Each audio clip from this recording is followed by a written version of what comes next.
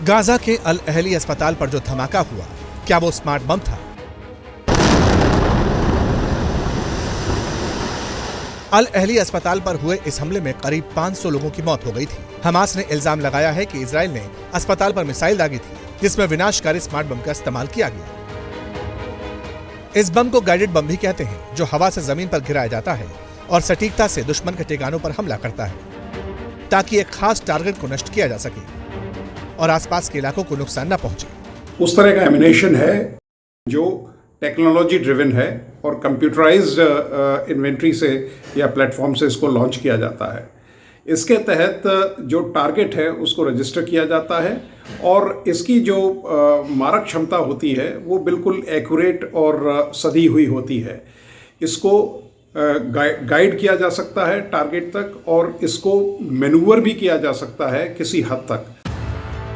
सवाल है कि ये काम कैसे करता है। जवाब सुनिए। स्मार्ट बम कंट्रोल और गाइडेड सिस्टम से लैस होता है। कुछ बमों में छोटे रॉकेट मोटर्स फिट किए जाते हैं, जो बम की रेंज को बढ़ा देते हैं और फ्लाइट कंट्रोल में मदद करते हैं, जिससे ऊंचाई से गिरने पर बम अपना रास्ता न भटके।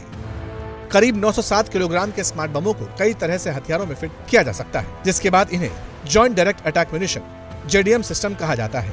इन बमों को US की हाईटेक फाइटर जेट से लॉन्च किया जाता है। इजराइल ने, क्योंकि जितनी कैजुअलिटीज़ वहाँ हो रही हैं और उसकी मजम्मत विश्व भर में हो रही है, तो इसको मद्देनज़र रखते हुए इजराइल ने शायद ये स्टेप लिया है कि वो अपना जो स्मार्ट बॉम्ब्स है उनको वो इस्तेमाल करेगा, जिससे जो कोलेटरल कैजुअलिटीज़ हैं वो कम होंगी और जो हमास के टारगेट्स हैं उनको एंगेज किया जाएगा।